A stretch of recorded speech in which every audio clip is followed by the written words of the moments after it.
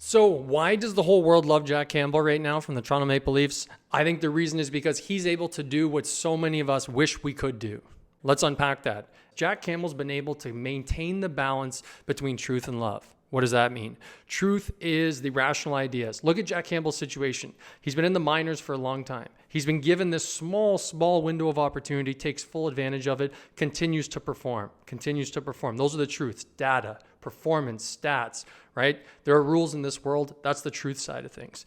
Now we go to the love side of things. We're seeing the human side, the love, the connection, the passion, the optimism. Jack Campbell himself knows the risks better than any of us. This is a small window of opportunity. He's expected to perform in one of the biggest sporting markets in the world, right? So we can all relate to this. We have to perform at our job. There's eyes on us. We're being tracked. Everything's data driven, right? So that's the truth. Now, what we love about Jack, and this is why everyone loves to read the articles about him, and most articles about him right now in the Toronto Star are about him as a person, is that he's been able to bring that human side with him.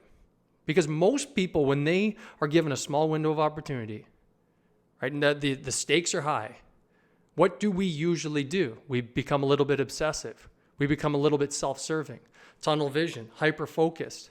Stress response goes up, right? We could all relate to that. Why are we so amazed with Jack Campbell? Because the articles are about how he's continuing to act as a human being, how he's treating people, how he's treating his teammates, how thankful he is to be there. I think there was an article the other day about him taking up most of his day to return a $5 bill that a stranger left, right? So he's been able to maintain this love for living, this love for the game, even though he's under the microscope, even though there's a small window of opportunity right now. So let's talk now Jack Campbell's ability to perform while the microscope's on him, utilizing this truth and love idea, right? So you take arguably the most important time in this young individual's career. We've seen it, right? He's dialed in. But then when an ex-teammate comes up, there's a scrum in front of the net, he taps him on the shin pads to say hi. Now, follow me on this or ask yourself this question. When you're hyper-focused on something, when you feel like your life's on the line, your career's on the line, if you're not bringing in that love piece, enjoying being there, enjoying the moment, having compassion and love and letting that shine through, are you able to care about other people? Are you in a mindset where you're willing to take your whole day to return a $5 bill to someone? Are you, when there's a scrum in front of you, are you taking time to tap your old buddy on the shin pads?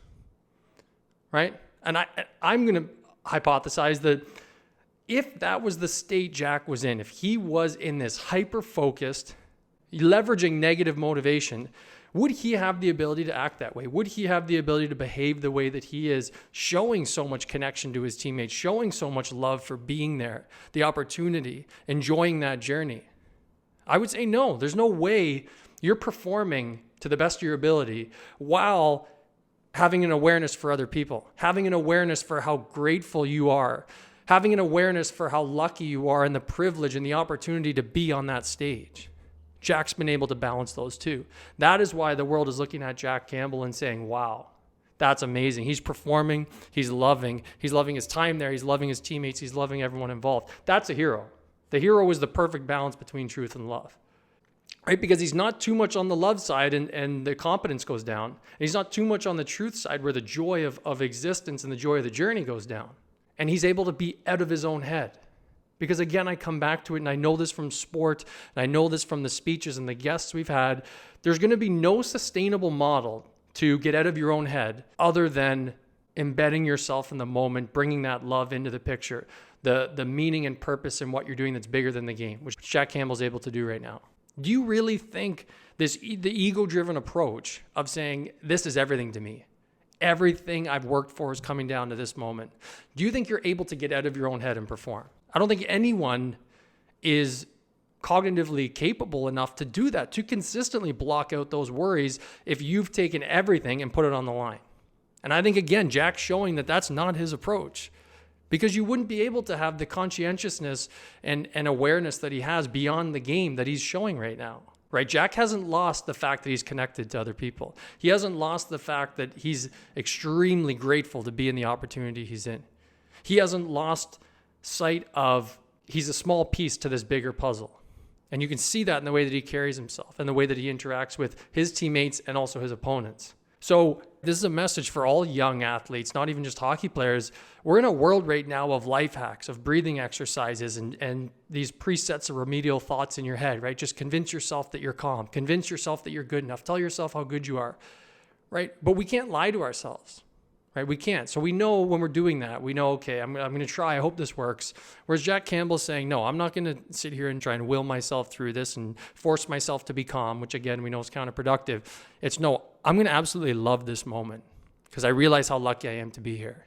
I'm going to love the chance that I have to interact with these people that I'm playing with. And in a weird way, which I know may be frowned upon, also interact with the whole of the game, which means the opponents as well, and absolutely embed myself in this moment, which gets you out of your own head. There's actually a lot of research to show that with different social anxieties, where we have all these different, again, presets of remedial thoughts, the rigmarole of calm yourself down, do this breathing exercise, whereas what some leading specialists would say in the social anxiety space, they say, look at other people. Really focus on the conversation you're having. Totally embed yourself and immerse yourself in the moment in that social setting. Because now you're so focused at engaging in your existence in that situation that you get out of your own head. And so it's this constant negative motivation that I see in the sporting world today. Again, I'm loving seeing what Jack Campbell's doing because he's proving to the world, to go back to where I started, he's proving to the world that you can get there. You can get to high performance. You can be a high performer. It's not easy to do it this way, but this allows you to be the hero, right? Because you ask yourself this question. Let's say things don't work out, or let's say Jack Campbell's done playing hockey one day. What he's shown to the world of who he is, do you think he's really going to have trouble in the future finding other opportunities? Not because he's a hockey player, but because of the person he is. Because of the person he's outwardly being right now, under the microscope, pressure on his back, the most important time in his career, right? Because the truth's still there. He still has to perform. He still has to show his numbers. He still has to win games. He, of all people, has every reason to say, no, this is about me, no one else. But he hasn't taken that stance. And that's the true definition of the hero, that perfect balance between the truth of the situation and allowing yourself to bring that love in. And I think that's why there's a different article in the paper every day about Jack Campbell right now, because it's so much greater than hockey, what he's doing. So on so many different levels, Jack Campbell's doing amazing things. And quite frankly, he's doing the opposite of where we're directed today. Because I'm going to close on one main idea because I don't see anything we're talking about right now in the sporting world that I really am still a part of. We're not teaching this love for the game. We're not teaching loving every bit of what you're doing, the opportunity that you have. We're teaching the hyper focus. We're teaching the life hacks. We're teaching the negative motivation that, hey, if you don't practice, you won't get here. Hey, if you don't hyper focus, you won't end up where Jack Campbell is right now. I'm so excited to see where his career goes. It's such an awesome story, an awesome journey. Can't say I'm a Leaf fan to conclude. My heart's in a couple teams out west right now. I'm not going to say who they are because I know people will get upset with me, but let's go Avs, let's go Jets. We'll see what we can do.